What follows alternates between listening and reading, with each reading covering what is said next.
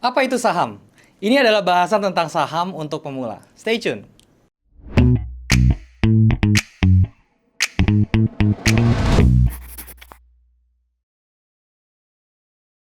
Halo guys, balik lagi sama gue Daryl di This is Daryl Channel. Dan hari kita masuk ke saham series lagi teman-teman. Dan di saham series kali ini gue akan ngebahas tentang apa itu saham dan juga tentunya tentang hal-hal yang kalian harus tahu untuk saham untuk teman-teman yang baru memulai investasi atau trading di saham. Tapi sebelum gue mulai, gue mau ngingetin buat kalian yang belum punya grup trading, kalian bisa join di grup trading gue di aplikasi Discord. Linknya ada di bawah, kalian tinggal klik link tersebut buat join dan kemudian kita bisa langsung diskusi bareng di sana. Gue nggak pernah punya grup lain selain di Discord. Jadi kalau misalnya ada mengatasnamakan gue di platform lain seperti Telegram, Facebook, dan juga Instagram menawarkan investasi dalam bentuk apapun, titip-titip dana atau apapun itu, harap hati-hati karena itu sudah dipastikan adalah penipuan. Jadi kalau misalnya kalian diminta transfer, jangan transfer-transfer. Nah teman-teman, gue hari ini akan berbicara tentang apa itu saham ya. Kenapa gue mau membahas ini? Karena memang sekarang di zaman yang digital ini, di era yang sudah berubah ini, di masa-masa PPKM segala macam, tentu kita sebagai individu tuh butuh yang namanya income teman-teman ya. Dan income itu resource-nya bisa banyak banget. Ada yang namanya active income, ada yang namanya passive income. Dan juga bisa mungkin keduanya digabungin teman-teman ya. Dan di sini gue berusaha untuk ngasih ke materi atau sharing aja ke teman-teman tentang yang namanya investasi ya. Dan investasi itu bisa termasuk juga yang aktif dan juga bisa masuk yang pasif ya. Tergantung kalian mau memperlakukannya seperti apa. Nah, salah satu investasi yang menurut gue itu cocok banget untuk pemula, ya maksudnya pemula itu adalah buat teman-teman yang masih muda nih, millennials atau yang generasi lebih muda lagi yang tertarik untuk mulai investasi, itu adalah instrumen ini yang paling cocok, yaitu adalah saham. Nah, saham ini memang sudah banyak orang yang tahu ya, saham A, saham B ya. Ada juga di luaran sana yang bilang kalau misalnya kita trading saham atau investasi di saham itu bisa membuat kita kaya raya segala macam. Nah, di sini gue mau ngasih ke kalian edukasi yang bener-bener gue mengerti dari sisi gue itu seperti apa supaya bisa menjadikan sesuatu dan juga menjadikan manfaat buat kalian semua yang baru memulai trading saham. Nah, buat teman-teman yang pengen tahu selanjutnya, pantengin terus video ini karena gue akan melanjutkan video ini atau penjelasannya di monitor supaya bisa lebih jelas dan lebih berinteraksi dengan apapun yang kita akan bahas di sana. Oke? Nah, tanpa berlama-lama lagi, sekarang langsung saja kita ke monitor, teman-teman. Oke teman-teman, sekarang kita sudah dari monitor dan kita hari ini masuk ke saham series lagi teman-teman, di mana gue akan menjelasin buat teman-teman yang baru mau coba trading saham ataupun investasi di dunia saham ya. Apapun itu, pokoknya kalau misalnya teman-teman mau terjun ke saham, mungkin video ini adalah video yang cocok buat kalian karena di sini gue akan jelasin dari nol apakah itu saham dan gimana caranya kita memperlakukan saham itu seperti apa, untungnya dari saham tuh dapatnya gimana ya, dan kemudian juga sekuritas apa saja yang bisa kalian pilih, dan juga nanti yang terakhir apa saja yang kalian harus pelajari sebelum kalian mulai di trading atau di bisnis saham ini. Gue akan bahas semuanya. Nah, sekarang gue akan jelasin teman-teman ya, di depan ini gue akan mulai dari saham itu apa sih teman-teman ya, saham itu ya. Jadi saham ini itu adalah sarana investasi, tepatnya teman-teman ya. Saham itu sama dengan sarana investasi ya. Dan yang kalian tahu itu, yang kalian harus perlu tahu itu adalah saham itu bukannya satu-satunya investasi. Jadi investasi ini banyak teman-teman ya. Secara jenisnya itu sebenarnya dibagi dua ya. Yang pertama itu adalah investasi real teman-teman ya, atau real ya kalau misalnya di Indonesianya, dan investasi non real teman-teman ya. Nah, non real ini biasanya itu dia itu identik dengan fiskal teman-teman ya, yang berhubungan dengan keuangan dan juga yang non fisik tentunya seperti itu teman-teman ya. Kalau yang real ini apa? Yang real ini yang investasi yang kita lakukan tuh ya kelihatan wujudnya lah ya, seperti misalnya properti, kalian beli properti ya, ini termasuk yang real ya. Kemudian kalian beli misalnya LM teman-teman ya, emas batangan, itu adalah investasi yang bisa kalian lakukan secara real. Kalian beli dolar teman-teman ya, mata uang asing ya, mata uang itu juga bisa dibilang itu investasi real. Kalau misalnya non real apa nih yang terkenal? Yang non real yang paling dekat dengan kita sebenarnya itu adalah bank teman-teman ya. Bank ini banyak produknya, ada deposito ya. Deposito ini termasuk non real. Terus kemudian ada repo teman-teman ya, ini juga non real. Kemudian ada obligasi ya. Obligasi ya, ini obligasi juga non real ya. Obligasi ini maksudnya government bonds teman-teman ya, atau ada juga corporate bonds teman-teman ya. Corporate bonds itu juga apa namanya, fiskal ya. Nah, terus ada reksadana teman-teman ya. Reksadana ini juga sama, ini non real. Nah, teman-teman, ini tuh sekarang yang termasuk risknya itu paling minim lah ya. Kalau misal di antara non real lainnya tuh ini paling minim. Terus ini juga kemudian melangkah lagi sekarang yang lebih high tech teman-teman ya, karena di zaman teknologi yang maju seperti ini kita tahu ya banyak produk-produk finansial itu yang bagus-bagus ya, fintech itu pada muncul sekarang. Sekarang ada yang namanya P2P teman-teman ya, peer to peer lending. Ini juga merupakan bagian dari sarana investasi juga ya. Dan kemudian yang berikutnya lagi itu baru masuk ke equity teman-teman ya. Dari equity ini ada ya saham itu ya, saham, kemudian ada forex teman-teman, ini juga ada ya. Sekarang ada lagi yang namanya crypto, oke? Seperti ini ya. Jadi ini kurang lebih pembagiannya seperti ini ya. Investasi ini saya jabarin secara sederhana seperti ini. Dan ini ada kelebihan dan kekurangannya. Kalau misalnya yang real ini teman-teman, ini udah pasti modalnya besar, terus kemudian liquidity-nya tuh tingkat likuiditasnya tuh kurang ya, kecuali LM ini mungkin liquid sekali, di saat kalian butuh duit kalian jual itu bisa. Tapi kalau properti ya teman-teman ya, itu likuiditasnya, atau kalau ketika kalian butuh duit kalian nggak bisa langsung cair, kalian harus coba jual dulu, kalau laku baru dapat duitnya, kalau enggak ya lama nunggunya gitu ya. Kalau LM sama mata uang nih liquid sekali, kalian tinggal tuker aja langsung bisa gitu ya. Dan yang pasti ini modalnya cenderung besar teman-teman ya. Properti udah pasti modalnya besar. LM juga startnya 1 gram itu sekitar 1 juta, hampir 1 juta, 900 ribu ya, 900 ribuan sampai 1 juta mata uang, itu tergantung mata uangnya apa ya. Tapi memang cenderung besar gitu loh. Dan kemudian kalau misalnya yang non real, kelebihannya apa? Kelebihannya dia mudah teman-teman, lebih efisien, mudah, dan juga cepat ya. Dan modalnya juga bisa variatif, tidak bisa diatur ya, deposito segala macam. Terus likuiditasnya juga tinggi, kapan kalian butuh duit kalian tinggal jual aja atau kalian tinggal cairkan saja, itu bisa semua ya. Cuman kekurangannya apa? Kekurangannya itu biasanya kita cuma pegang kertas doang teman-teman ya. Bisa berupa kertas ya, bisa berupa digital doang gitu ya. Jadi nggak ada wujud yang kita punya gitu loh ya. Jadi pegangan kita hanya itu aja, dan kadang-kadang pegangan kita tuh hanya password, username sama password aja. Dan itu kalau misalnya kita sembrono dan tidak hati-hati itu juga cukup berbahaya gitu teman-teman. Jadi itu adalah kelebihan dan kekurangan dari investasi ini. Dan sekarang saya mau fokusnya ke saham, karena hari ini kita mau bahas saham ya. Nah, saham ini apa ya? Sarana fiskal, oke. Terus kemudian dia ini apa sih sebenarnya? Kita tuh ngapain orang-orang tuh banyak yang mau masuk ke dalam bisnis saham ya. Saham itu adalah perdagangan surat berharga dari satu perusahaan yang terbuka ya, atau yang sudah TBK teman-teman ya. Jadi perusahaan yang TBK itu adalah perusahaan yang sudah memiliki kompetensi atau dari segi income, dari segi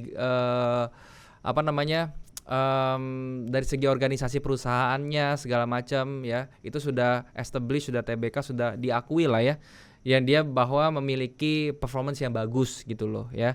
Dan saham-saham TBK ini kebetulan dia menjual sahamnya secara bebas ya di pasar modal, namanya teman-teman, di bursa efek Indonesia. Oke.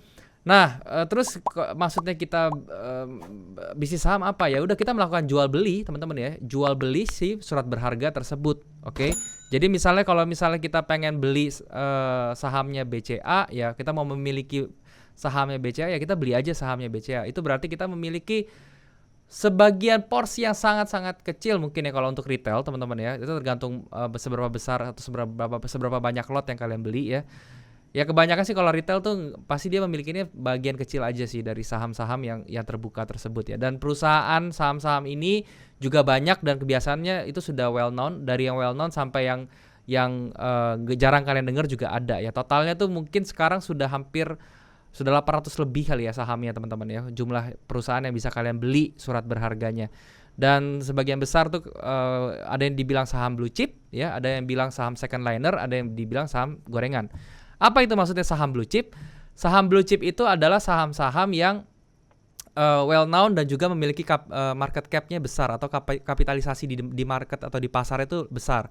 Contohnya saham blue chip apa? Yaitu kalian dengar aja brand-brand yang sudah well known, yang sudah kuat ya, seperti Unilever, seperti BCA, BRI ya, kemudian ada Astra International, kemudian ada Indofood ya, ICBP segala macam gitu. Itu semuanya adalah contoh-contoh dari saham yang blue chip. Kemudian ada juga second liner, yaitu dari segi harganya atau dari segi kapitalisasinya juga dia lebih kecil dari yang blue chip ya, seperti misalnya Bank Tabungan Negara ya, kemudian ada Wika ya, ada kemudian juga ada Adi itu Adikarya gitu teman-teman ya. Nah, adalah perusahaan-perusahaan seperti itu model. Dan juga yang terakhir ada yang gorengan, yaitu adalah saham-saham yang memiliki kapitalisasi kecil ya. Ini sebenarnya gorengan itu hanya sebutan teman-teman. Nama aslinya itu ya sebenarnya saham yang berkapitalisasi kecil yang kita bisa bilang sebagai penny stocks juga gitu ya. Pokoknya saham-saham yang harganya itu 100 ke bawah lah teman-teman. Itu bisa dibilang saham-saham gorengan gitu ya. Nah, kemudian itu sedikit tentang saham. Terus kemudian cara kita dapat untungnya gimana? Ya kita untungnya dari mana sih kalau misalnya kita mau memulai bisnis saham ini, kita untungnya dari mana gitu ya? Untung saham ya. Nah, untung saham ini kita bisa dapat dengan dua cara teman-teman ya. Kita dari dua cara perlakuan. Yang pertama, kalian mau memperlakukan si saham ini bisa untuk trading yang pertama ya. Yang kedua itu untuk investing teman-teman. Nah, ini kalian pilih dulu, kalian mau cocoknya yang mana. Saya kasih tahu bedanya.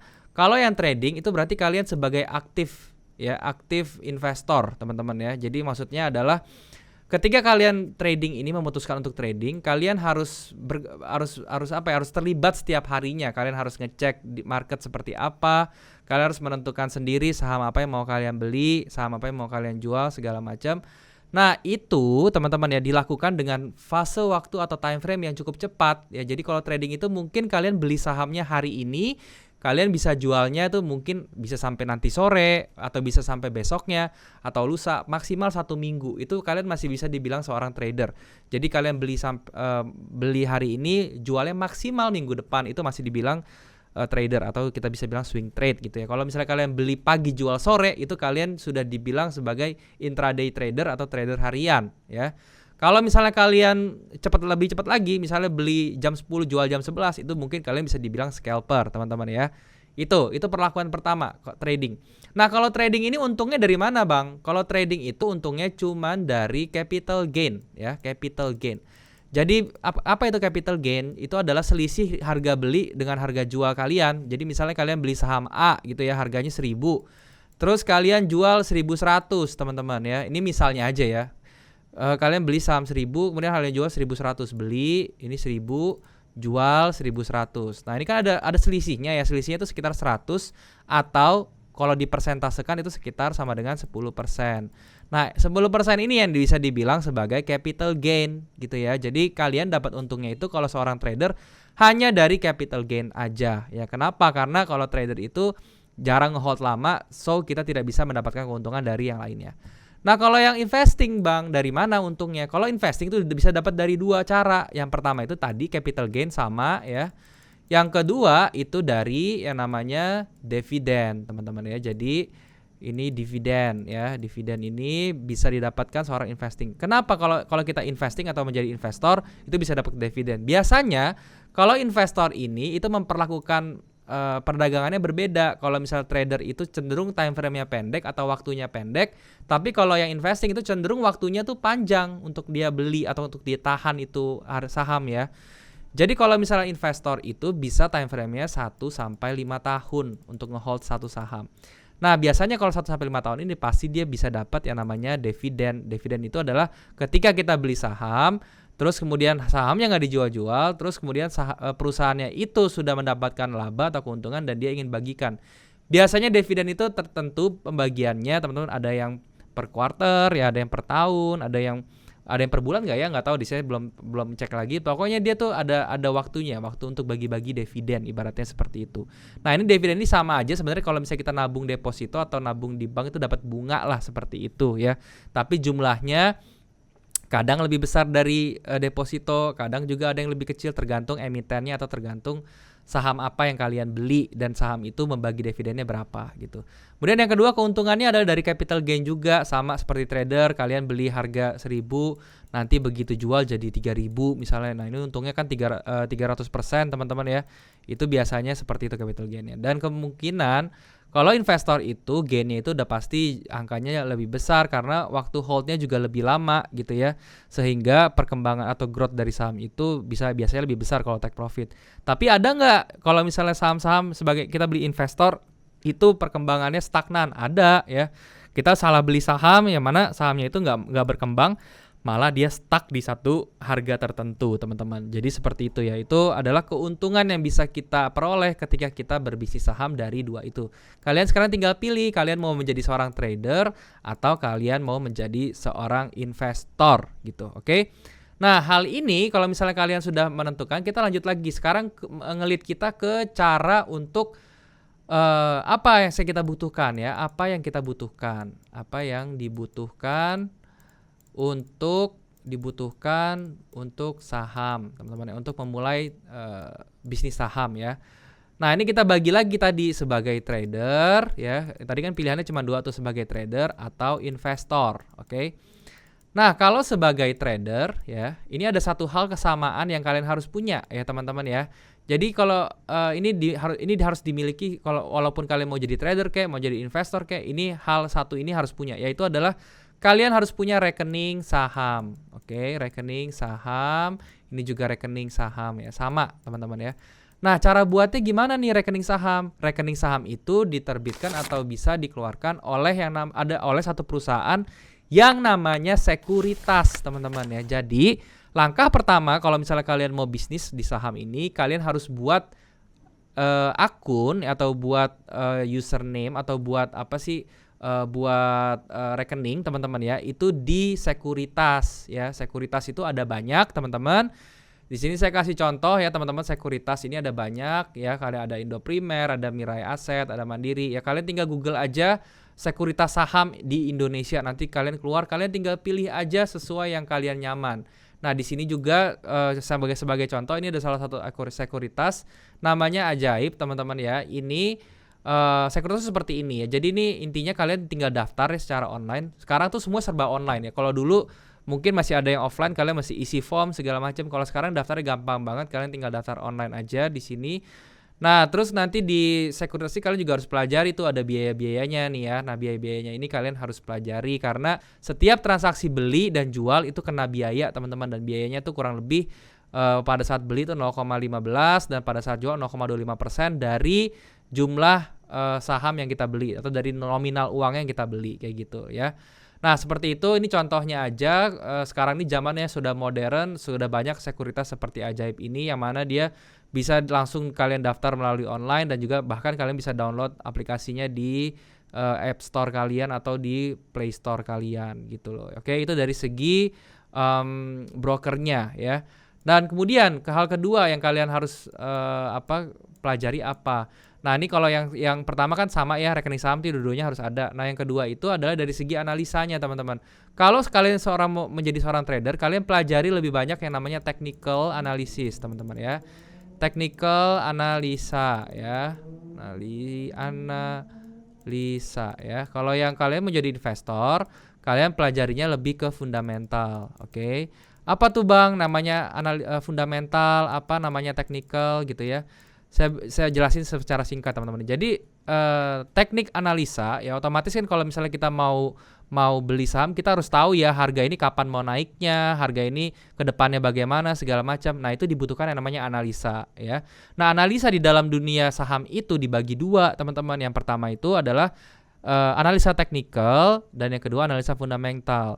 Analisa teknikal itu sangat berhubungan dengan yang namanya grafik ya, grafik atau chart, teman-teman. Ya, jadi kalian tuh ngeliatin tuh bakal setiap hari ngeliatin chart-chart yang ada gambar batang-batang seperti itu. Itu namanya kalian menganalisa secara teknikal. Tapi kalau yang fundamental itu sangat berhubungan dengan yang namanya angka, teman-teman ya. Angka ini bisa dari mana aja, bisa dari laporan keuangan ya, kemudian bisa dari kebijakan fiskal segala macam ya, kemudian ada news juga itu berpengaruh. Pokoknya ini lebih ke makro dan juga microeconomics ya, teman-teman ya. Fundamental tuh berhubungannya dengan makro dan microeconomics. Seperti itu. Kalau yang technical pure kalian belajar tentang chart ya, grafik. Kenapa kalian dibedakan seperti ini, Bang? Kenapa trader tuh harus belajar technical analysis, investor belajar fundamental? Karena kalau yang trader itu kan dia itu cuman sebatas momentum, teman-teman. Kita cari momentum sehingga kita harus benar-benar presisi. Entry-nya itu di berapa dan kemudian exit-nya itu di mana. Yang jaraknya itu dekat dan kita harus pelajari support resistance segala macam supaya kita bisa mendetek hal tersebut. Intinya masalah waktu lagi. Kalau misalnya kita mainnya pendek, teman-teman time frame-nya kecil, kita cuman pegangnya cuma sehari, 2 hari, itu lebih ke technical. Karena kalau misalnya kita melakukan yang fundamental, kita pelajari laporan keuangan yang tebelnya itu luar biasa teman-teman ya. Terus kita sudah pelajari segala macam. Biasanya fundamental analisis itu proyeksinya tuh untuk beberapa tahun atau waktunya yang panjang teman-teman ya. Dan itu agak mubazir kalau misalnya kita mempelajari itu, cuman kita megang sahamnya cuma sehari 2 hari, itu kayaknya mubazir teman-teman ya. Nah sebaliknya kalau misalnya kalian mau jadi investor, kalian butuh banget nih namanya fundamental analisis ini. Kenapa? Karena kalian tuh bisa tahu nanti prospeknya perusahaan ini seperti apa ke depannya. Apakah perusahaan ini bisa bertahan nih 5 tahun ke depan nih. Karena saya kan pengen holdnya itu 5 tahun ke depan gitu loh. Sehingga kalian harus tahu bibit bobot bebet dari perusahaan tersebut ya. Siapakah board of directornya ya, dia punya utang apa enggak tuh perusahaan. Terus produk developmentnya bagaimana. Semuanya itu kalian harus cari benar-benar ya. Kalian harus riset banget. Makanya kalau misalnya kalian lihat venture capitalist gitu ya, atau asset management atau segala macam, dalam membeli saham itu pasti dia risetnya luar biasa ya. Dia ada due diligence-nya sendiri ya, dia ada segala macamnya sendiri. Pokoknya itu lebih ya teman-teman, karena dia pegang saham itu atau dia memutuskan untuk beli saham itu untuk jangka waktu yang lama ya. Jadi ini so dengan ini kalian nanti jangan berdebat lagi ya. Saya lebih ke technical, saya lebih ke fundamental. Semuanya itu ada porsinya masing-masing. Jadi kalian harus bisa menggunakan sesuai dengan porsinya masing-masing, teman-teman, gitu ya. Nah, sesudah kalian memiliki hal ini, ya apalagi yang kalian harus lakukan? Yang ketiga, kalian harus melakukan paper trading, teman-teman ya. Ini langkah selanjutnya, paper trading. Ini juga sama, paper trading. Cuman kalau ini saya khususkan terlebih kalau misalnya kalian mau jadi seorang trader ya. Karena kalau misalnya kalian paper trading di investor itu kelamaan ya. Jadi kalian coba dulu paper trading di trader. Paper trading itu apa? Itu ibaratnya kalian itu seolah-olah kalian belilah sahamnya, kalian cuma catat di kertas gitu ya. Makanya dibilang paper trading itu kalian cuma catat saham yang mau kalian beli, berapa lot.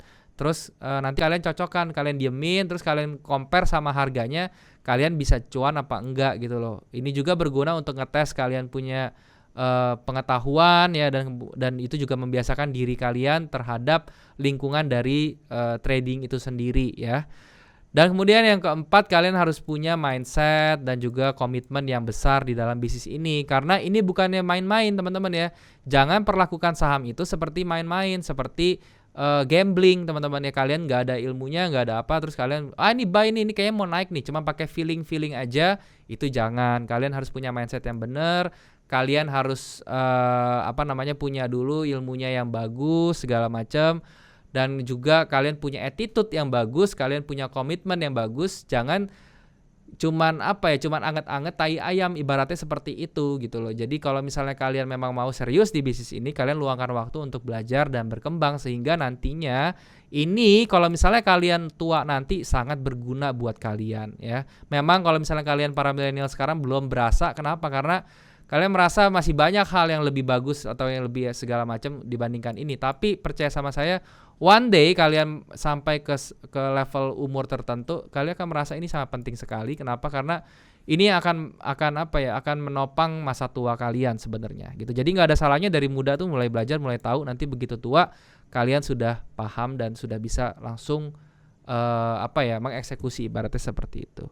Oke, mungkin itu aja dari gue tentang saham. Semoga penjelasan gue ini bisa menjadi pencerahan juga buat kalian teman-teman ya, dan bisa berguna buat kalian tentunya.